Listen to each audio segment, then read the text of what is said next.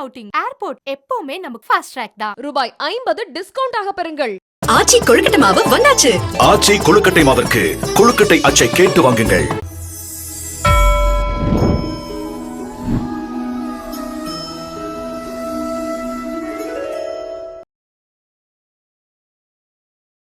குமுதம் பக்தி சேனல் நேயர்களுக்கு வணக்கம். ஞான சித்தி விநாயகமூர்த்திக்கு ஜெய், ஞானானந்த சத்குரு மகாராஜிக்கு ஜெய். ஹர ஹர நம பார்வதி பதையே, ஹர ஹர மகாதேவ. தென்னாடுடைய சிவனே போற்றி, எந்நாட்டவர்க்கும் இறைவா போற்றி. சத்குருநாத் மகாராஜிக்கு ஜெய். ஞான விநாயகனே சரணம், நல்லதெல்லாம் தரவே வருவாய் அருள்வாய். ஞான விநாயகனே, ஞான விநாயகனே சரணம், நல்லதெல்லாம் தரவே வருவாய் அருள்வாய். ஞான விநாயகனே, தானம் தவம் கடந்த மோனநிலை அளிக்கும், தானம் தவம் கடந்த மோனநிலை அளிக்கும். ஞானானந்த தபோவனத்தே வீற்றிருக்கும் ஞான விநாயகனே.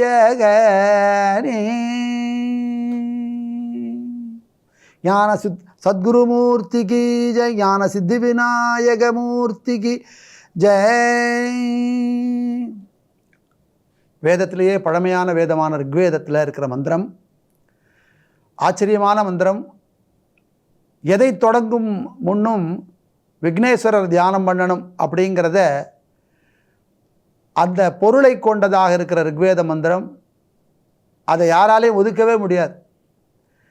யார் எந்த பூஜையோ நல்ல ஒரு தொழிலையோ தொடங்கணும் அப்படின்னா அந்த தொடக்கத்தில் கணானாந்த்வா கணபதிஹும் ஹவாமஹே கவிங்க வீணாம் உபமஸ்ரவத் சமம் ஜேஷ்டராஜம் பிரம்மணாம் பிரம்மணஸ்பத ஆனஸ்ருண்வன் ஊதுபிஸ்ஸீதசாதனம் அப்படிங்கிற ரிக்வேத மந்திரத்தை சொல்லித்தான் எதையுமே தொடங்குவார்கள். அதுக்கு என்ன காரணம் அப்படின்னா, வேதத்திலேயே இருக்கிற தொடக்கம் எப்படி தொடங்கிறது அப்படின்னா, கணாதிபர், கணேசர், விக்னேசர், கணபதி அப்படிங்கிற பகவானை தொழுது வணங்கித்தான் எதையும் தொடங்கணும் அப்படிங்கிறது நம்மளுடைய வேத மாதாவுடைய வாக்கியம். அந்த வாக்கியத்தில் என்ன சொல்கிறது அப்படின்னா, ஞானங்களின் தலைவரே கணானாந்த்வா கணபதிஹும் ஹவாமஹே, கணங்களின் தொகுப்பான நாங்களெல்லாம் கணபதியை வணங்கி எங்களுடைய ஹவிசை அவருக்கு கொடுக்கிறோம். அப்படியாப்பட்ட கணபதி கவிம் கவீனாம் அப்படின்னா கவிகளுக்கெல்லாம் சிறந்தவரான கணபதி எங்களுக்கு அருள் புரியட்டும், எங்களுக்கு நல்லாசி கூறட்டும், நாங்கள் தரும் ஒரு அழகான ஆசனத்தில் அமர்ந்து அருள் புரியட்டும் அப்படின்னு முதல்ல தொடங்கிறது. அப்படியாப்பட்ட கணாதிபரான விக்னேஸ்வரருக்கு ரொம்ப உகந்த நாள் எந்த நாள் அப்படின்னா, ஆவணி மாதம் சுக்லபக்ஷம் சதுர்த்தி அன்னைக்கு விநாயக சதுர்த்தி அப்படிங்கிற இந்த பண்டிகையை உலகம் முழுக்க எல்லோரும் கொண்டாடுற, தெய்வ நம்பிக்கை இருக்கிற அத்தனை ஆன்மீக அன்பர்கள் அத்தனை பேரும் இந்த பண்டிகையை யாரும் கொண்டாடாமல் விடவே மாட்டார். அவர்கள் சைவத்தை சேர்ந்தவர்களாக இருந்தாலும், சாக்தத்தை சேர்ந்தவர்களாக இருந்தாலும், சௌரத்தை சேர்ந்தவர்களாக இருந்தாலும், கௌமாரத்தை சேர்ந்தவர்களாக இருந்தாலும், வைணவத்தை சேர்ந்தவர்களாக இருந்தாலும் கணபதியை தொழாமல் இருக்க மாட்டார்கள். அப்படி இந்த விக்னேஸ்வரருடைய விநாயக சதுர்த்தி அப்படிங்கிறது இந்த வருஷம் அற்புதமான செப்டம்பர் மாதம் 7ஆம் தேதி சனிக்கிழமை சித்திரை நட்சத்திரத்தோட கூடிய இந்த நன்னாளில், அதுவும் சனிக்கிழமை அன்னைக்கு இந்த விநாயக சதுர்த்தி அப்படிங்கிறது வர்றது ரொம்ப உத்தமம். இருக்கிறதுலே சனிக்கிழமை அன்னைக்கு அது வர்ற போது அப்படிங்கிறது அதை விடவே கூடாது. என்றைக்கு அப்படின்னா இந்த விநாயக சதுர்த்தி அப்படிங்கிறது உலகம் முழுக்க கொண்டாடுற அன்பர்களோடு சேர்ந்து கொண்டாடுற ஒரு விசேஷமாக இருக்குது. இந்த வைபவத்தின் அருமை என்ன அப்படின்னா, ஒரே நாள் ஒரு தெய்வத்தை உலகத்தில் இருக்கிற அத்தனை உயிர்களும் சேர்ந்து வணங்கும் பொழுது அந்த இறைவனுடைய அருள், அந்த கடவுளுடைய அருள், இப்போ நம்மளுடைய சனாதன தர்மம் என்ன சொல்கிறது அப்படின்னா, பிரம்மமே பல உருவம் கொண்டு, அதாவது அந்தந்த காலத்தில் அதுக்கு தேவையான உருவம் கொண்டு உயிர்களை எல்லாம் காக்கிறதுக்காக பல உருவங்களை கொண்டு இருக்கு. கணபதி, முருகன், சரஸ்வதி, லக்ஷ்மி, சிவபெருமான், மகாவிஷ்ணு அப்படிங்கிற இந்த உருவங்கள்லாம் ஒரே பிரம்மமுடைய வேறான உருவங்கள். அப்படிங்கிறதுனால இந்த விக்னேஸ்வரர் எப்படி இருக்கார் அப்படின்னா, பிரம்மத்துடைய உருவமே, ஓம்காரத்தின் வடிவம், அப்படி தான் சொல்ல முடியும். ஓம் பிரணவம் அப்படிங்கிற ஓங்காரத்தின் வடிவமாக இருந்து அனுகிரகம் பண்ணுறார். இந்த விக்னேஸ்வரருக்கு உகந்த நன்னாளான இந்த விநாயக சதுர்த்தியை நம்ம விட்டுறக்கூடாது. அன்னைக்கு விநாயகரை தொழுது அதுக்கு தொடர்றதுக்கு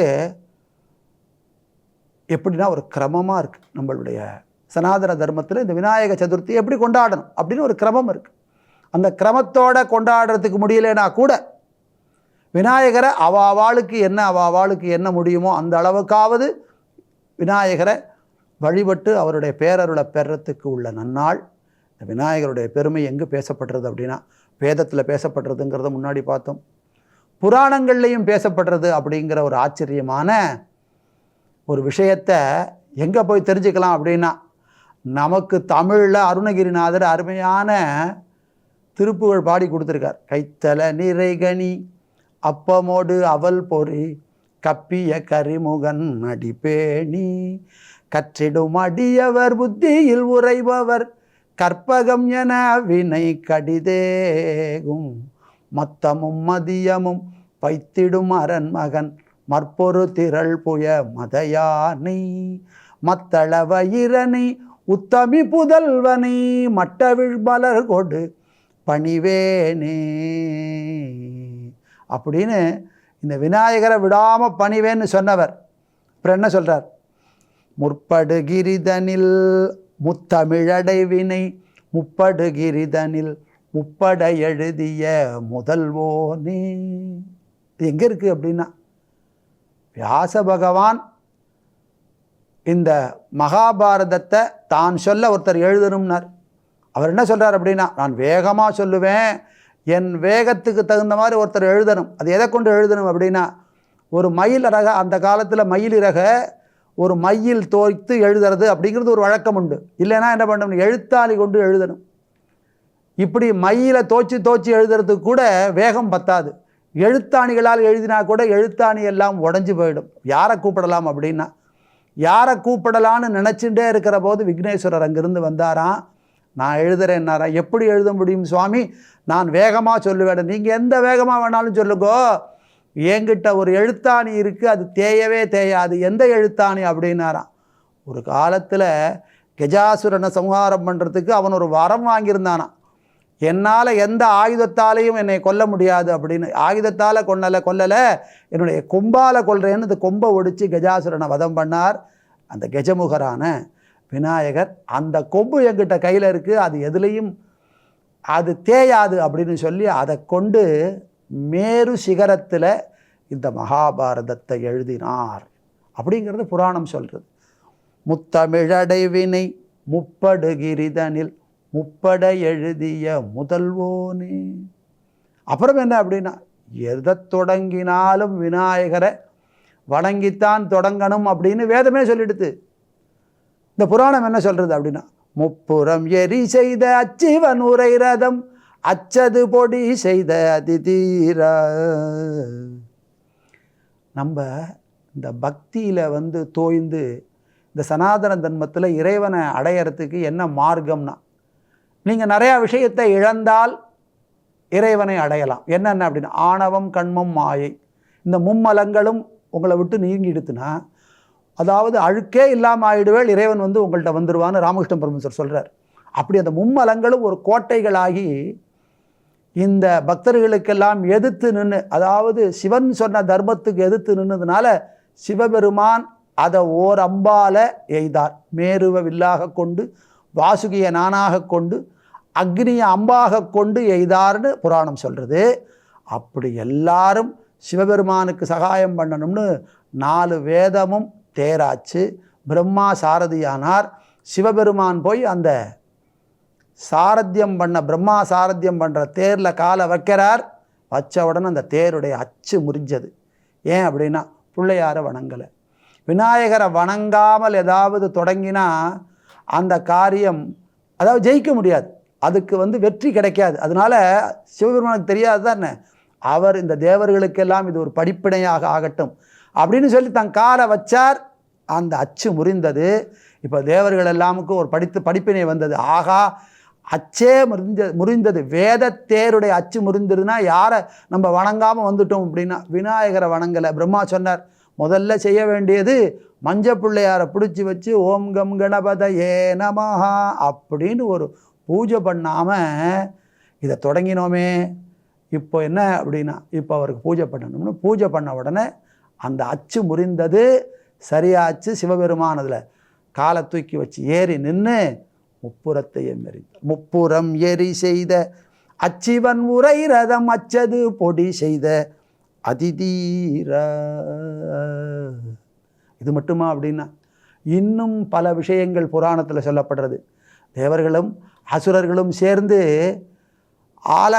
ஆலகால விஷம் வந்தது. அதுக்கு பின்னாடி வந்தது தான் அமிர்தம். அமிர்தம் வேணும்னு சொல்லி மேருமலையை மத்தாக வாசுகிய நானாக கொண்டு பார்க்கடலை கடைஞ்ச சமயத்தில் முதல்ல எழுந்து வந்தது எது அப்படின்னா ஆலகால விஷம். எல்லாரும் பயந்து போயிட்டா.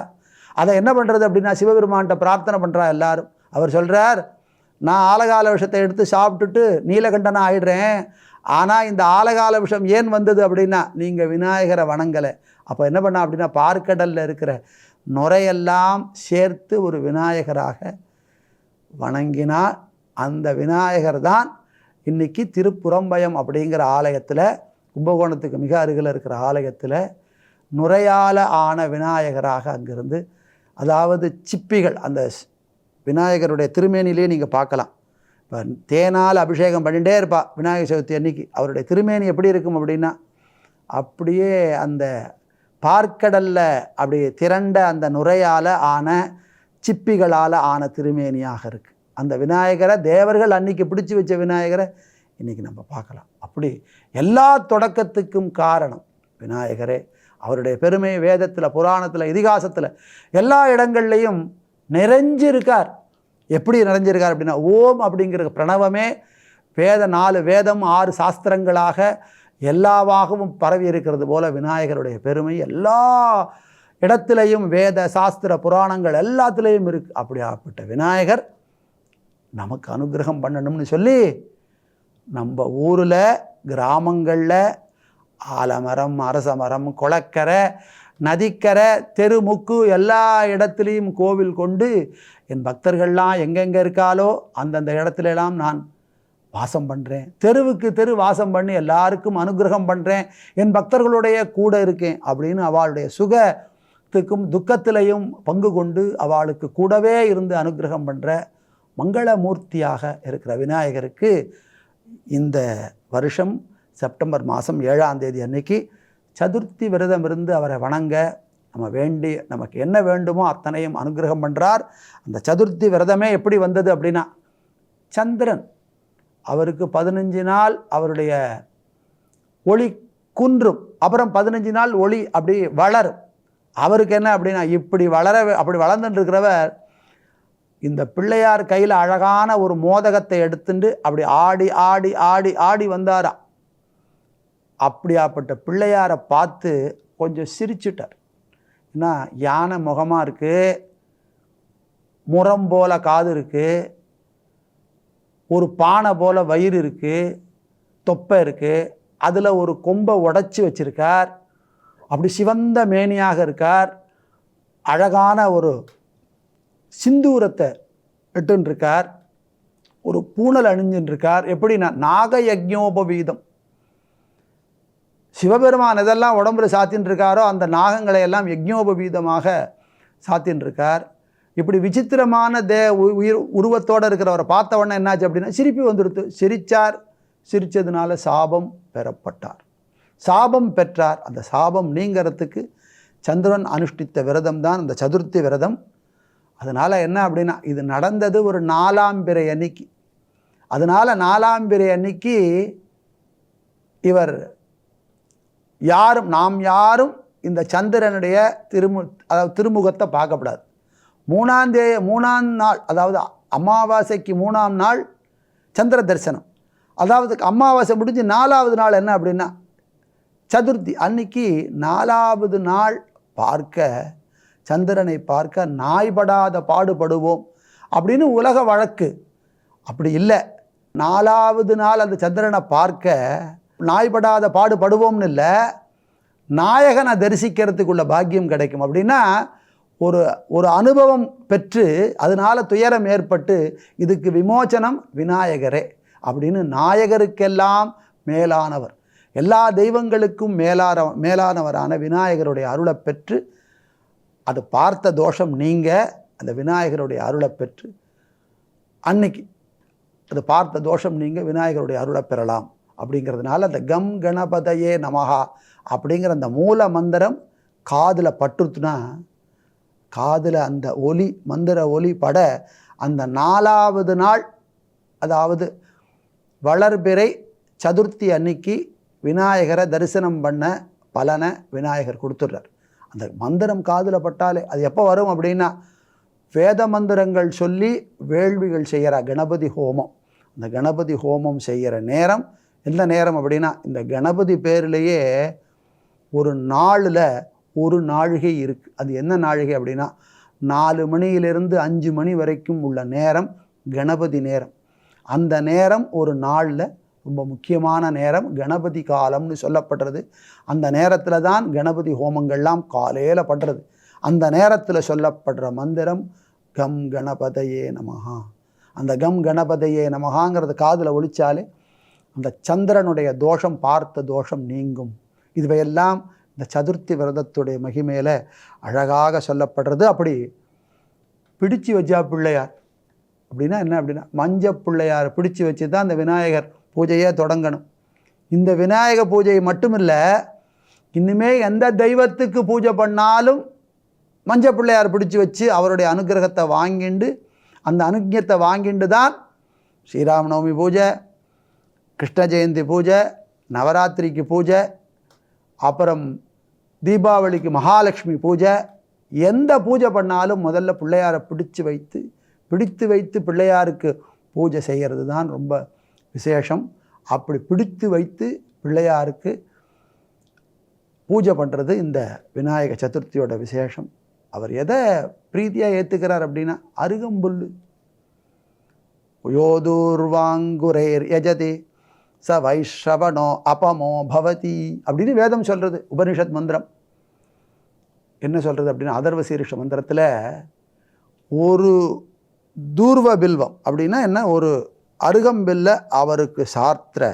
அவருக்கு அவருடைய திருவடிக்கு இட அவர் என்ன பண்ணுறார் அப்படின்னா வைஷ்ரவன் அப்படின்னு சொல்லப்படுற குபேர சம்பத்தை கொடுத்துட்றார். யோலா ஜெயிர் யஜதி ச யசோவான் பவதி. அந்த மந்திரம் என்ன சொல்கிறது அப்படின்னா கொஞ்சம் அப்படி எடுத்து பொறி எடுத்து என்னால் முடிஞ்சது இன்றைக்கி பொறி தான் உங்களுக்கு சமர்ப்பணம் பண்ண முடியும் அப்படின்னு ஒரு ஏழை பக்தர் அப்படி சமர்ப்பணம் பண்ணார்னா யோலா ஜெயிர் யஜதி ச யசோவான் பவதி, புகழ்மிக்கவனாக்கிறார். அப்படி என்ன நிவேதனம் பண்ணாலும் எளிமையான அந்த அருகம்பில்ல நிவேதனம் பண்ணாலும் அவளுக்கு குபேர சம்பத்தையும் புகழையும் கொடுக்கிற விக்னேஸ்வரருடைய பூஜை இந்த விநாயக சதுர்த்தி அன்னைக்கு நம்ம எல்லாரும் சேர்ந்து பண்ண போகிறோம். அவருக்கு அந்த அழகாக அகஸ்தியர் பாடுறார், அருமையான பாடல் அது.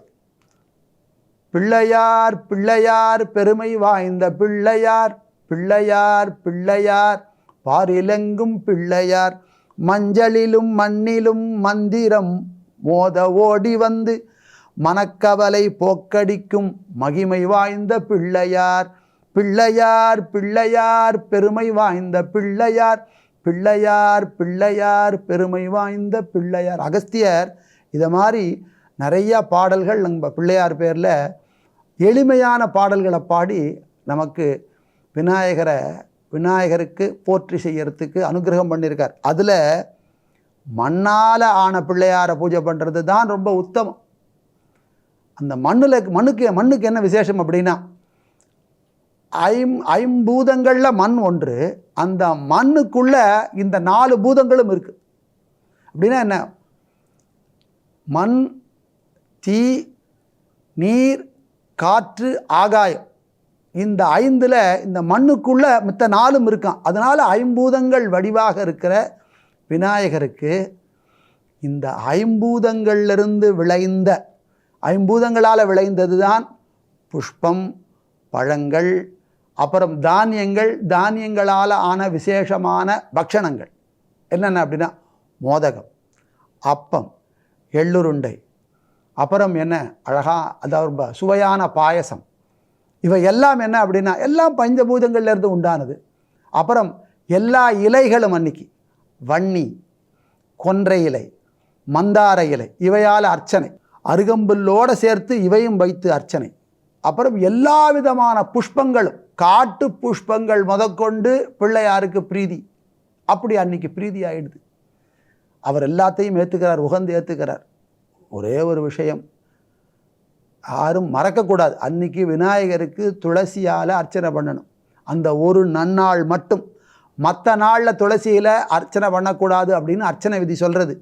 அன்றைக்கி எப்படி இருக்கார் விநாயகர் அப்படின்னா மும்மூர்த்திகளின் வடிவமாக இருக்கார். தன்னுடைய அப்பா சிவபெருமான் அருளா வடிவமாக இருக்கார், தம் மாமா திருமாலுடைய வடிவமாகவும் இருக்கார், பிரம்மாவின் வடிவமாகவும் இருக்கார், 3 சக்திகளின் வடிவமாகவும் இருக்கார்.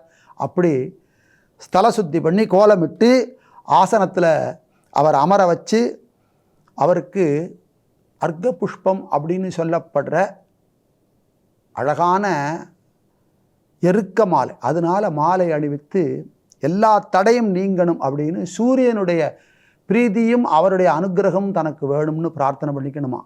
அப்படி பூஜை பண்ணணும். எல்லா பழங்கள்லையும் சிறந்த பழமான விளாம்பழத்தினாலையும் நிவேதனம் பண்ணணும். அதனால தான் கைத்தல நிறைகனி அப்பமோடு அவல் பொறி கப்பிய கரிமுகன் அடிப்பேணி, இத்தனை பழங்களாலையும் இத்தனை பக்ஷணங்களையும் நிவேதனம் பண்ணணும். என்னென்னலாம் நைவேத்தியம் அப்படிங்கிறதுக்கும் அழகாக அருணகிரிநாதர் பாடுறார். இக்கவரை நற்கனிகள் சர்க்கரை பருப்புடன் நெய் எட்பொறி அவல் துவரை இளநீர் வண்டு எச்சில் பயர் அப்ப வகை பச்சரிசி பிட்டு வெள்ளன் அப்படின்னு வெள்ளரிப்பழம் இவையெல்லாம் விநாயகருக்கு நிவேத்தியம் அப்படின்னு சொல்லி சர்வ விக்னஹரம் தேவம் சர்வ விக்ன விவர்ஜிதம் சர்வசித்தி பிரதாதாரம் வந்தேகம் கணநாயகம். எல்லா விக்னங்களையும் போக்கி எந்த விக்னமும் வராமலும் தடுத்து எல்லா சித்திகளும் பெறத்துக்கு நீங்கள் அனுகிரகம் பண்ணணும்னு விநாயகர் பிரார்த்தனை பண்ணணும். விநாயகருக்கு பூஜை பண்ணுறது என்ன அப்படின்னா, விநாயக தரிசனமே என்ன அப்படின்னா லக்ஷ்மி கடாட்சத்தை கொடுத்துரும். யானையின் முகத்தில் மகாலட்சுமி வாசம் பண்ணுறதாக இருக்குது. அப்படி யானையின் திருமுகத்தை தரிசனம் பண்ண, யானை உருவில் இருக்கிற விநாயகரை தரிசனம் பண்ண லக்ஷ்மி கடாட்சம் அந்த பூஜை பண்ணுறவாளுக்கு எல்லாம் கிடைக்கும். ஆச்சரியமான ஒரு விஷயம் என்ன அப்படின்னா, யான பலம் கிடைக்குமா பக்தர்களுக்கு. விநாயகரை வணங்கும் அடியார்களுக்கு யான பலம் கிடைக்கும். அது எப்படியாப்பட்ட பலம் அப்படின்னா, ஒரு சமயம் காளமேக புலவர் அப்படிங்கிறவர் காஞ்சிபுரத்துக்கு போனார். அங்கே உற்சவம் நடக்கிறது, எல்லாத்தையும் உற்சவத்தையும் பார்த்தார். பார்த்த உடனே அவருக்கு ஒரு ஆச்சரியம் தோணித்து. ஆஹா, திருமால் கருடனில் போகிறார், சிவபெருமான் ரிஷபத்தில் போகிறார், அம்பாள் சிம்மவாகினியாக போகிறார், முருகன் மயிலில் போகிறார், இந்த விநாயகர் ஒரு மூஞ்சூறு எலி மேலே ஏறி உட்காந்து போகிறாரு அப்படின்னு. ஸோ இவருடைய அனுகிரகத்தை பெற்றா இவரை மனசில் தாங்கி பூஜிக்கிற பக்தர்களுக்கு என்ன கிடைக்கும் அப்படின்னா, ஒரு யானையை தூக்கிற எலியோடைய பலத்தை கொடுத்துட்றாரு அப்படின்னு சொல்லி ஒரு நகைச்சுவையாக ஒரு பாட்டு பாடுறார். மூப்பான் மழுவும் முராரி திருச்சக்கரமும் பாப்பான் கதையும் பறிபோச்சே அப்படின்னா, மூப்பான்னா சிவபெருமானுடைய மழுதாங்கிய கரம், அதை பற்றின பெருமைகள். அப்புறம் திருமாலுடைய சக்கரம், அதோடைய பெருமை எல்லாம். அப்புறம் பார்ப்பான் அப்படின்னு சொல்லப்படுற எல்லா வேதங்களுக்கும் தலைவனான பிரம்மா, இவருடைய பெருமை. இதெல்லாம் எங்களால் ஒன்றும் பெருமையாக நினைக்க முடியலையே. மாப்பார் வலம்மிக்க மும்மதத்து வாரணத்தை ஐயோ எலி இழுத்து போகுதே கான் அப்படின்னு. ஒரு யானையை ஒரு மூஞ்சூர் எலி உட்காந்து தன் முதுகில் உட்காத்தி வச்சுட்டு போகிறதே இந்த க்ஷேத்திரத்தின் மகிமை தான் எப்பேற்பட்டது. அப்படின்னா என்ன, இந்த தலத்தில் இருக்கிற திகட சக்கர விநாயகர் அப்படிங்கிற விக்னேஸ்வரர் தன்னை வணங்கும் பக்தர்களுக்கெல்லாம் யானையை தூக்கி தன் மேலே தலைமையில் வச்சுட்டு போகிறது போல, தன் முதுகில் வச்சுட்டு போகிறது போல, எலிக்கு அதாவது மூஞ்சூருக்கு அந்த பவரை கொடுத்தது போல் அந்த பக்தர்களுக்கும் அந்த அனுகிரகத்தை பண்ணுறார் அப்படின்னு சொல்லி, இது போல் நிறையா விஷயங்கள் தமிழில் இலக்கணத்தில் தமிழில் இருக்கிற துதிப்பாடல்கள் எல்லாம் நிறைந்து இருக்கிறது. என்ன அப்படின்னா விநாயகருடைய பெருமையே நிறைந்திருக்கு. அப்பேற்பட்ட விநாயகரை வணங்கி என்னென்னலாம் விநாயகர் நமக்கு அனுகிரகம் பண்ணுறார் அப்படிங்கிறதுக்கு உள்ள ஆச்சரியமான விஷயம் இருக்குது. வாக்குண்டாம் நல்ல மனமுண்டாம் மாமலரால் நோக்குண்டாம் மேனி நுடங்காது பூக்கொண்டு துப்பார் திருமேன் தும்பைக்கு யான் பாதம் தப்பாமல் சார்வார் தமக்கே அப்படின்னு ஔவையார் பாடுறா. கல்வி, ஞானம், செல்வம், நினைவாற்றல், இன்றைக்கி என்ன தேவை அப்படின்னா குடும்பத்தில் ஒற்றுமை, ஆன்ம பலம், நல்லோர் இணக்கம், சத்சங்கம், இவையெல்லாம் விநாயகருடைய அருளால் அவரை வணங்கும் பக்தர்களுக்கு பூரணமாக எல்லாம் கிடைக்கிறது. அப்படியாப்பட்ட அற்புதமான இந்த விநாயக சதுர்த்தி மகோத்சவத்தை எல்லாரும் கொண்டாடி, அதாவது சிறப்பாக கொண்டாடி மனமுருக விநாயகர்கிட்ட பிரார்த்தனை பண்ணி இத்தனை நலங்களும் அவர்கிட்ட வேணும்னு பிரார்த்தனை பண்ண விநாயகர் குறைவில்லாமல் அனுகிரகம் பண்ணுறார். அவருடைய திருவடிக்கே சரணம் சொல்லி அவருடைய திருவடிக்கு போற்றி பண்ணி சத்குருநாதருடைய அனுகிரகத்தை மனசில் எண்ணி இத்துடன் இந்த விநாயகர் சதுர்த்தி சிறப்பு நிகழ்ச்சியை பூர்த்தி பண்ணிக்கிறோம். ஹரஹர நம பார்வதி பதயே, ஹரஹர மகாதேவா, ஞான சித்தி விநாயக மூர்த்திக்கு ஜெய். ஃபேமிலி அவுட்டிங் ஏர்போர்ட் எப்பவுமே நமக்கு ஃபாஸ்ட் ட்ராக் தான். ரூபாய் 50 டிஸ்கவுண்ட் ஆக பெறுங்கள். ஆச்சி கொழுக்கட்டை மாவு வந்தாச்சு. ஆச்சி கொழுக்கட்டை மாவிற்கு கொழுக்கட்டை அச்சை கேட்டு வாங்குங்கள்.